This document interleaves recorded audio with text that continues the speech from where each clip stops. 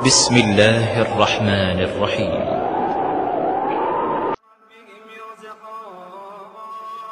ولا تحسبن الذين قتلوا في سبيل الله أمواتا بل أحياء عند ربهم يرزقون.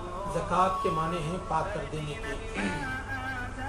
جب آدمی زکوٰۃ ادا کرتا ہے تو اسے دو طرح کی پاکی حاصل ہوتی ہے. ایک تو اس کا مال پاک ہو جاتا ہے.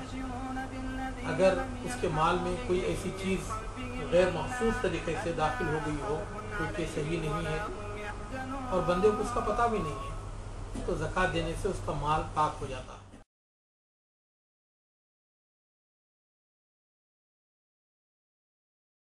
الحمدللہ رب العالمین والصلاة والسلام علی اشرف الانبیاء والمرسلین ورحمۃ اللہ للعالمین سیدنا محمد وعلی آلہ الطیبین واصحابہ الطاہرین. فاللہم صلی علی محمد وعلی آل محمد کما صلیت علی ابراہیم وعلی آل ابراہیم انک حمید مجید.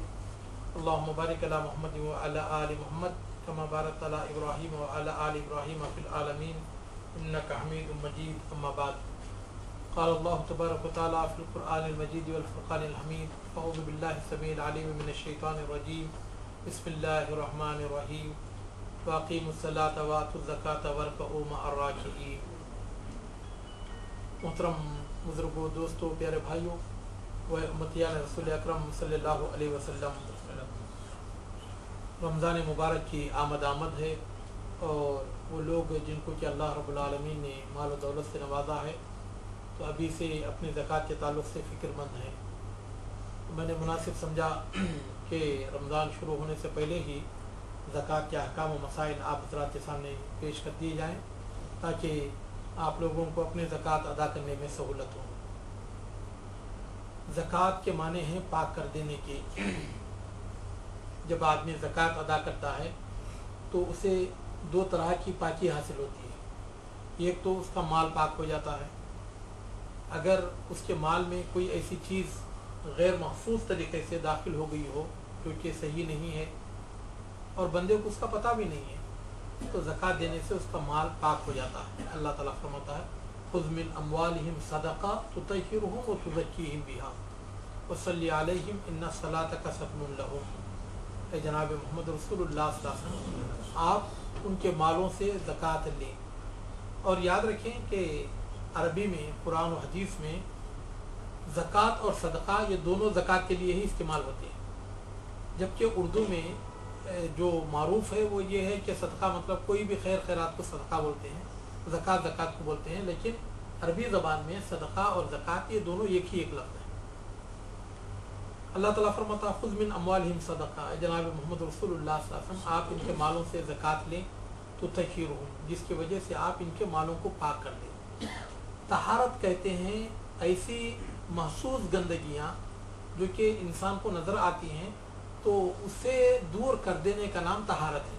مثلا ہم استنجا کے لیے جاتے ہیں تو اسے طہارت کہا جاتا ہے، یعنی پیشاب پیخانہ اور اس طرح کی جو چیزیں جو محسوس گندگیاں ہیں تو ان کو دور کرنے کو طہارت کہتے ہیں. جب انسان کے مال کے اندر کوئی اس طرح کی گندگی ہو تو وہ تزکیہم بہا، اور ساتھ ہی ساتھ آپ ان کے دلوں کا تزکیہ کریں.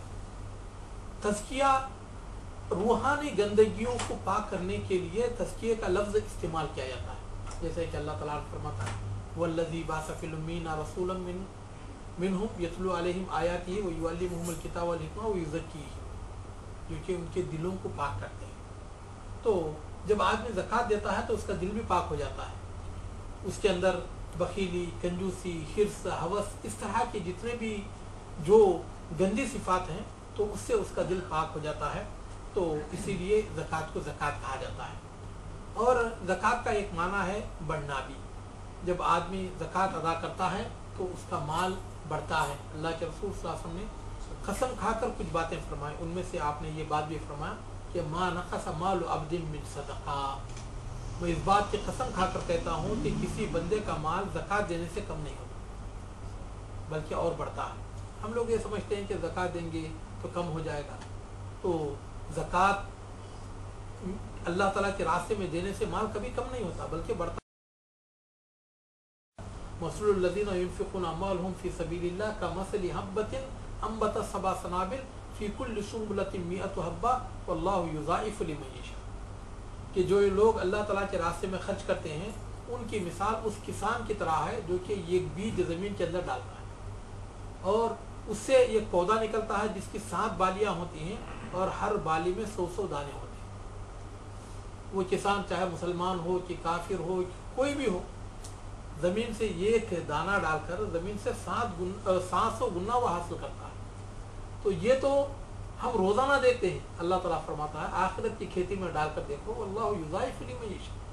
अल्लाह ताला जिसे चाहता है बहुत ज़्यादा दुगना तिगना देता है। वो कितना देते हैं? दुनिया के तो जो रोज़ी है वो तो लिमिटेड है। अल्लाह ताला कोई बंदा अगर डालता है एक बीज तो उससे 700 बीज ज़्यादा से ज़्यादा हासिल होते हैं। लेकिन अल्लाह ताला के रास्ते में देने से अगर आदमी अच्छी नीयत से देता है तो 700 तो कम से कम हासिल होंगे ही।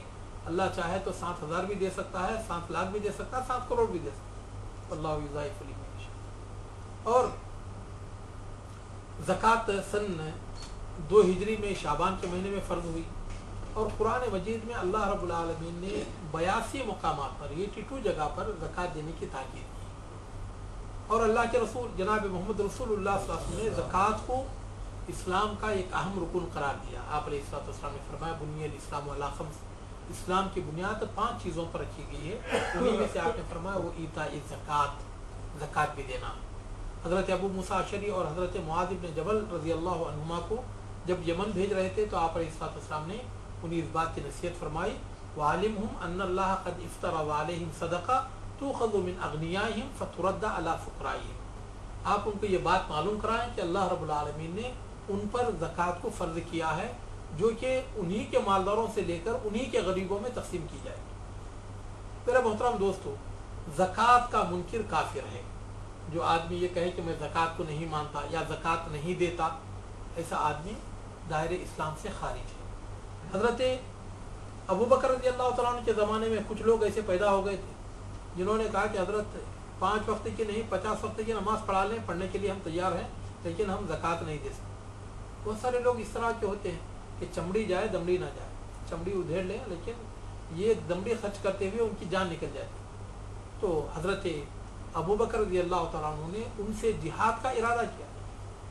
तो हज़रत उमर रज़ी अल्लाह तआला अन्हु ने कहा कि हज़रत ये तो कलमा पढ़ते हैं, ये तो नमाज़ पढ़ते हैं, रमज़ान के रोज़े रखते हैं और ये हज व उम्रे करते हैं, ये सारे के सारे इस्लामी फ़राइज़ को अदा करते हैं।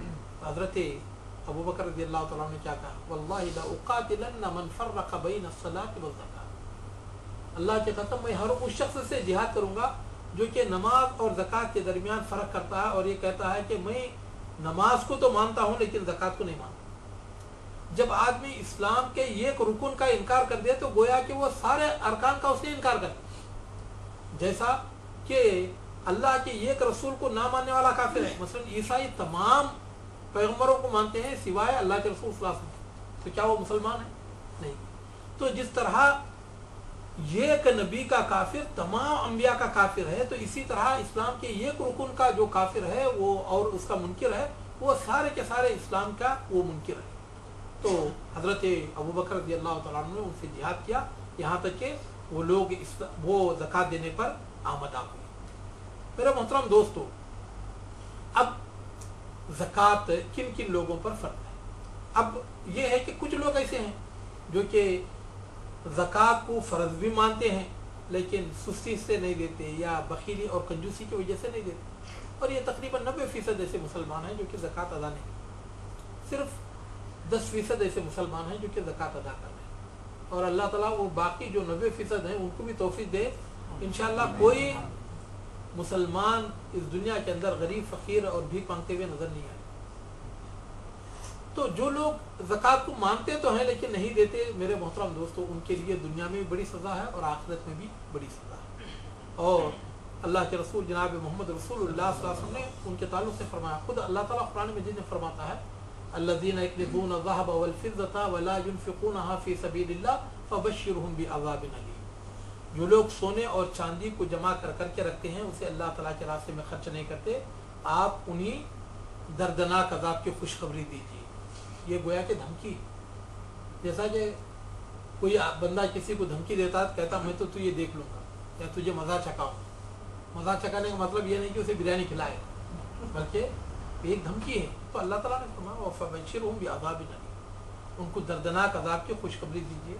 یوم یحمى علیہ فی نار جہنم، جس دن کے ان کے اس سونے چاندی کو جہنم کی آگ میں تپایا جائے گا. فتقوی بہا جباہہم وجنوبہم وظہورہم، ان سے ان کے پیشانیوں کو، ان کے پہلوؤں کو اور پیٹھوں کو داغا جائے گا اور کہا جائے گا ھذا ما کنزتم لانفسکم، یہ وہی ہے جسے تم اپنے لیے جمع کر کے رکھتے تھے. فذوقوا ما کنتم تکنزون، جسے جمع کر کے رکھتے تھے اس کا تم مزہ چکھو. اور جو لوگ اللہ تعالیٰ کے راستے میں مال خرچ نہیں کرتے، زکوٰۃ نہیں دیتے، تو اللہ رب العالمین ان کے اس مال کو ایک طوق بنا کر، ایک ہار بنا کر ان کے گلے میں ڈال دیں.